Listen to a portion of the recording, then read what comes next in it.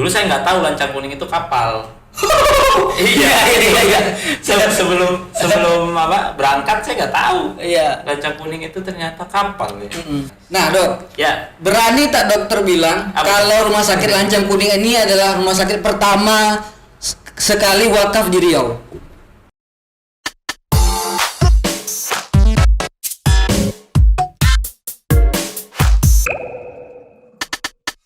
Assalamualaikum warahmatullahi wabarakatuh. Insan Muda Bermanfaat TV. Selamat datang di Bermanfaat TV Podcast. Hari ini kita kedatangan lagi seorang dokter andalanku. Wah. Jadi dokter andalan semua, kita semua. Dokter Pradipta Suwarsya. Gimana dok? Kabar dok?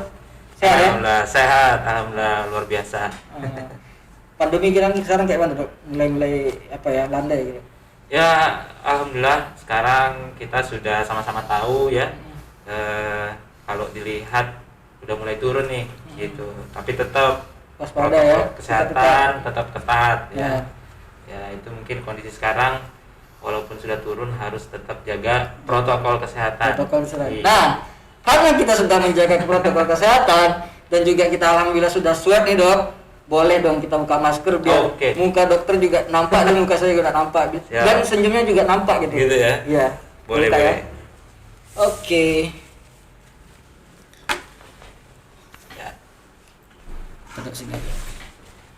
Oke dok, lanjut ya dok. Nah, yang pertama mungkin gini dok. Kan dokter Ita udah 2 tahun ya di sini ya? Setahun. Iya, 2 tahun. Enggak kerasa nih. Enggak kerasa. Tiba-tiba 2 tahun nih. Gimana rasanya di Pekanbaru? Waktu pertama kali datang ke Pekanbaru, itu nggak seperti yang digambarkan sama orang-orang. Gimana gambaran orang-orang di Jakarta kayak mana Pekanbaru? Saya datang kan akhir tahun 2019. Nah, pas datang itu musim hujan. Musim hujan, dingin. Iya, dingin kan kalau kata orang-orang itu salah satu kota terpanas di Indonesia kan. Tapi kok hujan terus nih malah banjir. Iya betul. Di beberapa titik malah banjir ya. Saya sampai nanya kan waktu itu ke salah satu tim saya di rumah sakit kan. Ini memang Pekanbaru begini ya? Iya. Enggak. Enggak. Tunggu aja gitu ya. Tunggu aja nanti. Tunggu aja. Tapi ternyata panas ya. Panas. Iya. Setelah 2 tahun ya memang terbukti panas. Iya. Kalau ini ya, kalau cuaca ya. Iya. Jadi sahabat insan muda, Dr. Dipta ini adalah direktur Rumah Sakit Lancang Kuning. Iya. Ya. Selama 2 tahun tantangannya apa dok? Ya, saya di Dompet Duafa itu sudah ini mau masuk tahun ke-5 ya. Jadi dibilang sudah ya lumayan lah di Dompet Duafa. Ya. Kalau dibilang karir saya ini agak melenceng gitu ya dari biasanya dokter-dokter ya bisa dibilang itu saya. Jadi kalau yang lain biasanya selesai jadi dokter ke puskesmas atau ke klinik ya atau ke rumah sakit ya. Tapi saya malah ke Dompet Duafa. Dompet Duafanya. Ya. Manajemennya berarti ya? Manajemen rumah sakit atau enggak di klinik dulu. Klinik dulu. Nah, sebelum ke Pekanbaru kan saya di klinik di layanan kesehatan cuma-cuma Dompet Duafa. LKC. Nah, Jawa Barat ya? Dulu di Banten pertama kali masuk. Nah, habis itu saya ke Dompet Duafa pusat di Pejaten. Nah, baru ke Jawa Barat. Nah, Jawa Barat berapa tahun? Masing-masing kurang lebih di Pulau Jawa ya, itu 2,5 tahun lah gitu. Kemudian baru di akhir tahun 2019 diminta untuk bantu rumah sakit di sini di Pekanbaru, di Rumah Sakit Lancang Kuning. Tantangannya? Nah, tantangannya ini memang luar biasa ya. Lancang Kuning, dulu saya nggak tahu Lancang Kuning itu kapal. Iya.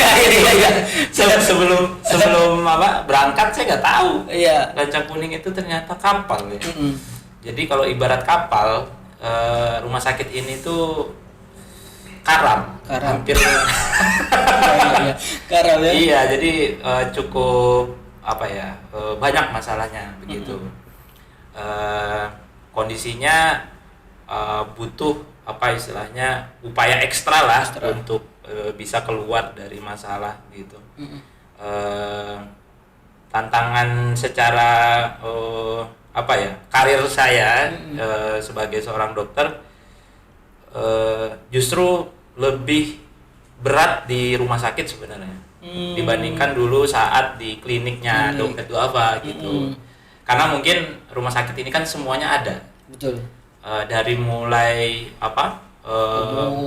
ya dari mulai administrasi, kemudian pasien rawat jalan, pasien rawat inap, kemudian kita mengurus banyak orang ya, dari mulai bukan bukan tenaga kesehatan sampai tenaga kesehatannya, sampai dari mulai cleaning service sampai farmasi, kemudian ada bagian gizi yang masak, kemudian sampai dokter spesialis, sampai operasi. Jadi lebih complicated lah. Belum lagi masalah yang memang ada di rumah sakit itu sendiri gitu. Ya, jadi kalau mau dibilang bagaimana nih selama 2 tahun, wah panjang, itu bisa jadi novel sendiri. Habis itu tulis dong. Bisa ditulis itu ya. Ya bisa ditulis mungkin ya. Ya oke. Iya. Jadi memang itu tantangannya kan. Jadi awal dari situ juga alhamdulillah Dompet Duafa masuk itu berarti sudah manajemen, berarti itu apa dok? Ibaratnya itu menjadikan itu rumah sakit wakaf gitu ya? Ya. Jadi untuk teman-teman ya yang menyaksikan, rumah sakit Dompet Duafa itu ada 7, teman-teman, ada 7 ya. Okay. Salah satunya adalah di Bumi Lancang Kuning ini, namanya Rumah Sakit Lancang Kuning, Pekanbaru. Rumah Sakit Lancang Kuning sebenarnya sudah lama, tapi Dompet Duafa melalui mekanisme wakaf tunai itu membeli saham. Nah, sahamnya Rumah Sakit Lancang Kuning. Dan secara tidak langsung itu menjadi manajemennya Dompet Duafa gitu. Betul. Dan dalam klausul masuknya Dompet Duafa itu manajemen dipegang oleh Dompet Duafa. Dalam hal ini daya dinamika medika. Betul. Nah, sehingga pengelolaan secara manajerial semua kita yang bertanggung jawab sejak tahun 2017.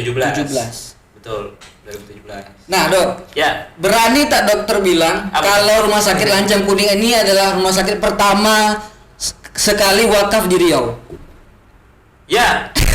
Betul ya? Betul. Rumah sakit pertama kali wakaf di Riau. Betul. Rumah sakit pertama wakaf di Riau. Betul. Jadi sepengetahuan saya ya.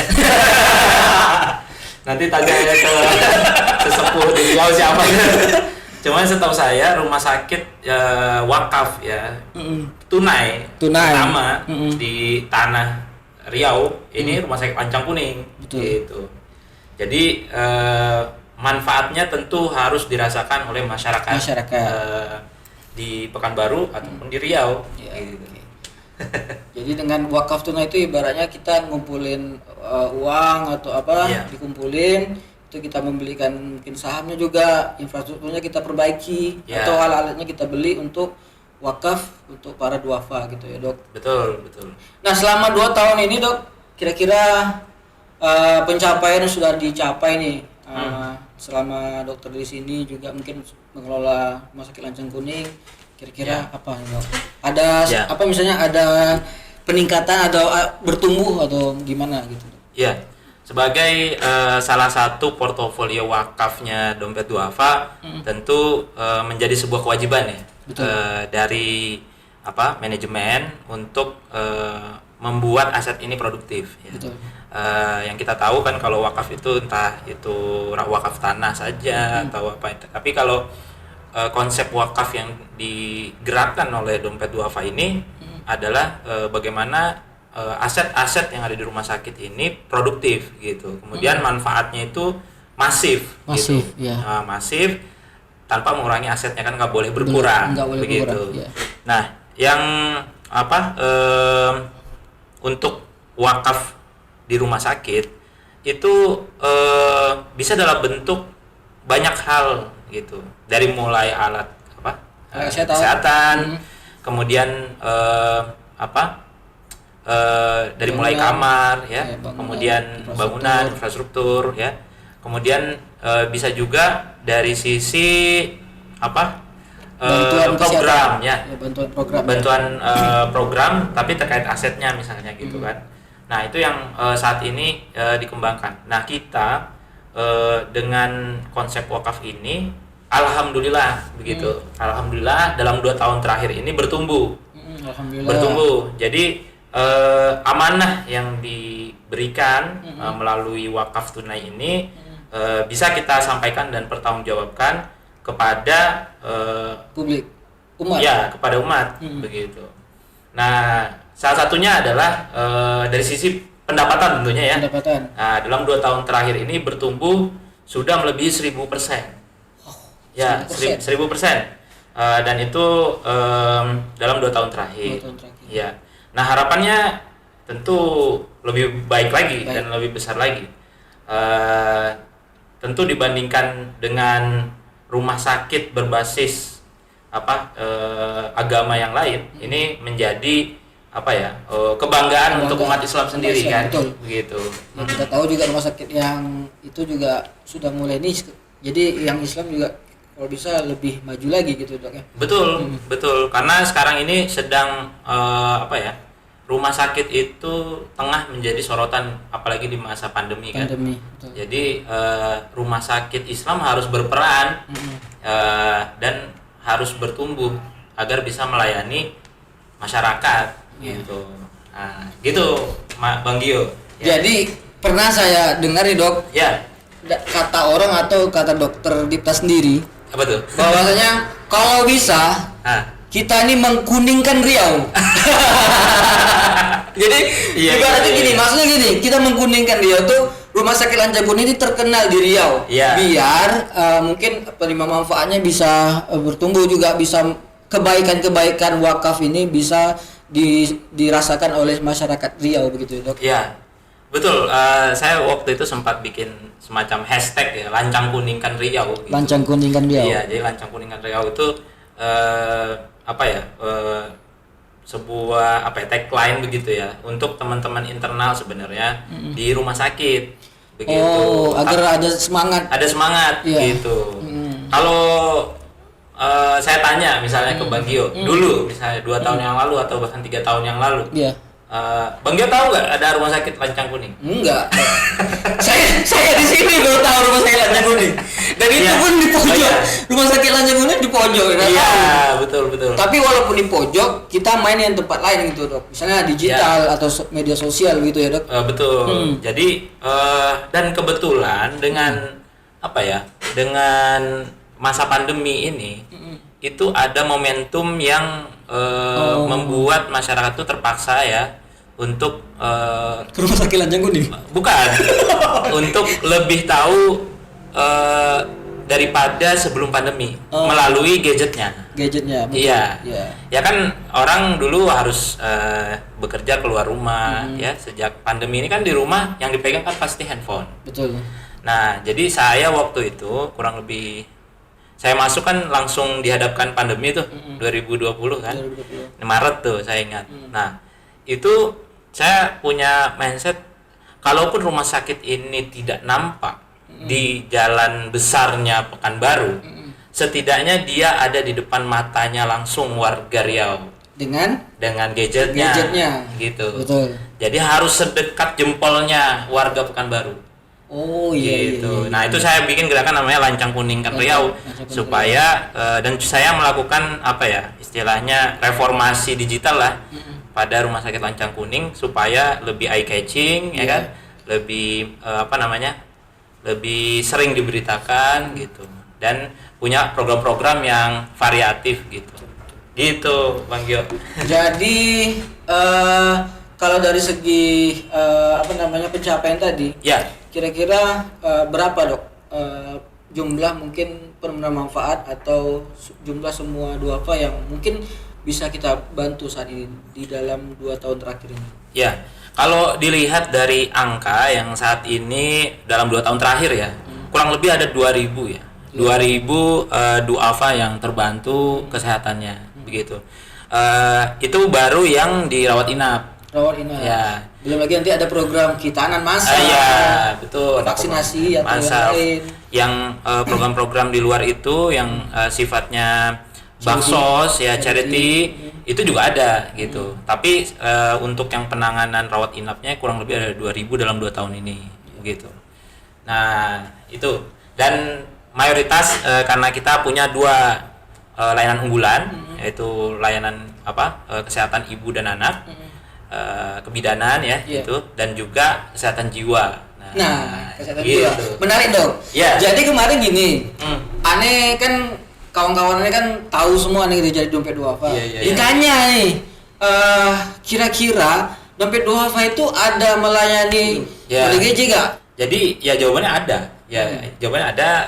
Rumah sakit Lancang Kuning adalah satu dari, saat ini ada 3 ya rumah sakit di Riau yang bisa rawat inap pasien jiwa ya, atau orang dengan gangguan jiwa ya, ODGJ itu. Saat ini kita punya bed 50 ya, 50 tempat tidur. Ini terbesar kedua di Riau. Pertama tentu rumah sakit jiwa Tampan, ya kan? Itu memang tipe A ya kan, bednya lebih dari 200, ada mungkin 250 ke atas. Kita 50 ya.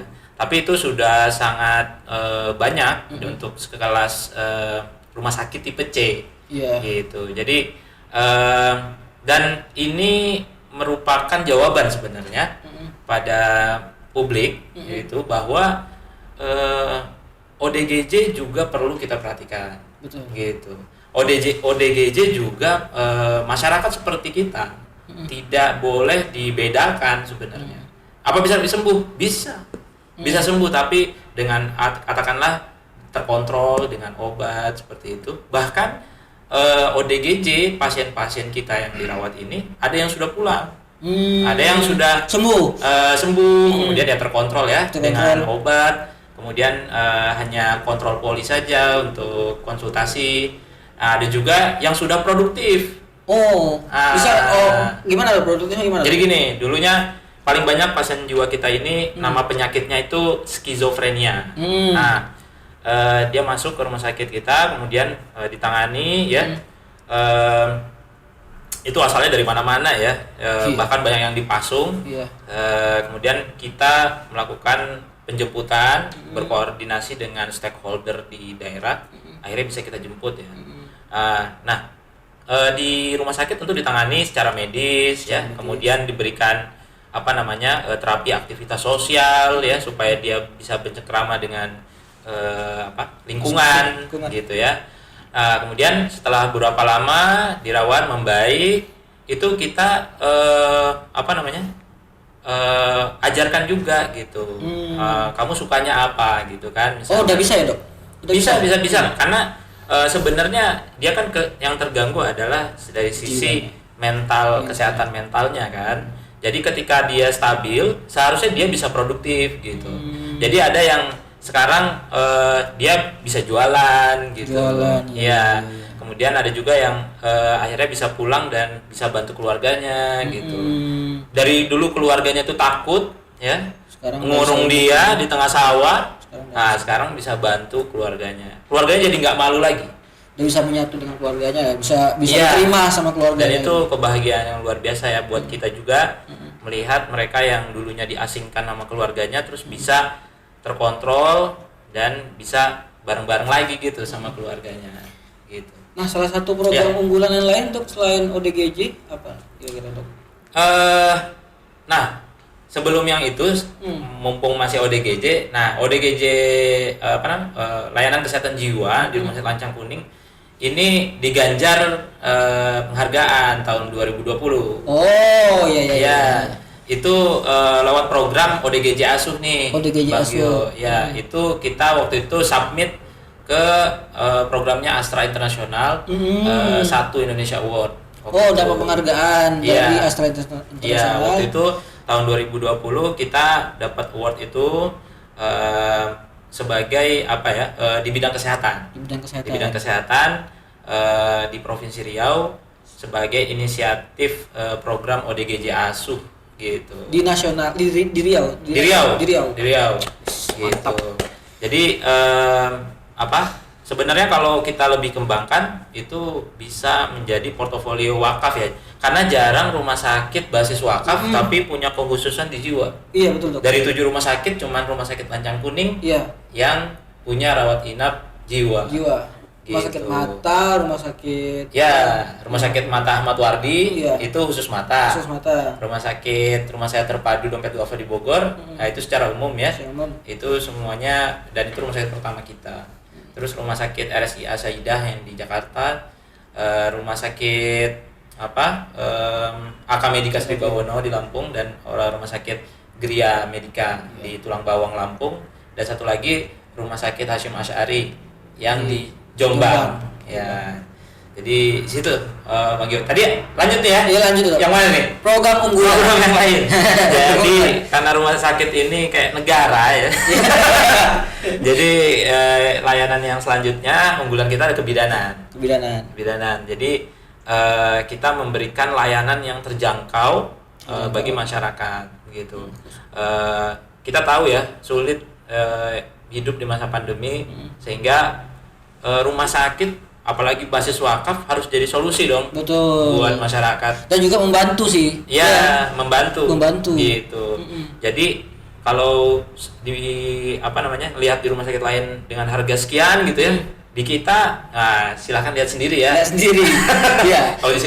Kalau mau informasi tentang rumah sakit Lancang Kuning bisa follow akun Instagramnya di apa dok? @rs Lancang Kuning. Ya gitu aja. Rumah sakit Lancang Kuning. Ya. Tinggal di situ. @rs Lancang Kuning. Nah, gitu. Di situ banyak informasinya dan kita memberikan layanan yang terjangkau. Karena kita ingin masyarakat itu mendapatkan akses layanan kesehatan yang mudah, hemat dan berkualitas. Gitu. Ya. Oke, Dok. Selain mungkin program itu juga, Dok. Nah, kita juga kan ini rumah sakit berbasis wakaf. Nah, kira-kira potensi wakaf yang lain, Dok, yang bisa kita maksimalkan itu kira-kira apa, Dok? Potensi wakaf dari rumah sakit Lancang Kuning yang bisa kita maksimalkan dan bisa kita, kalau misalnya ada donatur yang mau wakaf, kira-kira mau wakaf apa lagi, Dok? Kira-kira. Ya. Jadi kita terus mengembangkan ya. Kan kita sekarang layanan unggulannya 2 ya. Kita ke depan akan terus mengembangkan rumah sakit ini dengan layanan-layanan yang lain tentunya. Tapi saat ini potensi untuk pengembangan dari rumah sakit Lancang Kuning itu sebenarnya berfokus pada layanan unggulan itu. Nah, kita bahas dulu misalkan untuk pelayanan jiwa ya. Potensi di pelayanan jiwa itu kita bisa support untuk ruangan. Ya, infrastruktur ya. Bisa dalam bentuk tempat tidurnya, kemudian fasilitas di dalam kamarnya, kemudian juga dari sisi peralatan medis yang menjadi penunjang di situ ya, alat-alat kesehatan, pengukuran tanda vital ya, itu bisa ke sana. Karena pasien jiwa tidak terlalu banyak punya kebutuhan alat khususnya. Tapi lebih bagaimana dia punya tempat yang nyaman ya. Kemudian dia bisa lepas dari masalah kesehatan jiwanya. Itu yang pertama. Kemudian yang kedua di layanan kebidanan atau ibu dan anak. Nah, ini memang sangat potensial di sini. Bisa mensupport alat untuk bayi yang baru lahir, misalkan inkubator ya. Kemudian juga infant warmer ya, untuk menghangatkan bayi ya, untuk kemudian juga untuk menangani pasien-pasien yang berat lahirnya itu kurang ya. Kemudian bayi-bayi yang sesak itu kita juga bisa para donatur mungkin ya, untuk wakif ya, itu bisa mensupport untuk alat bantu nafas begitu. Nah, ini bahasanya mungkin supaya bisa lebih difahami begitu ya. Dan juga bisa mensupport nicu, picu ya, termasuk isinya ya, termasuk alat-alatnya gitu kan. Nah, itu memang biayanya tinggi. Ya, biayanya tinggi dan rumah sakit biasanya selevel rumah sakit Lancang Kuning itu seharusnya punya 1, 2 atau 3 kapasitas di situ, 3 tempat tidur lah begitu.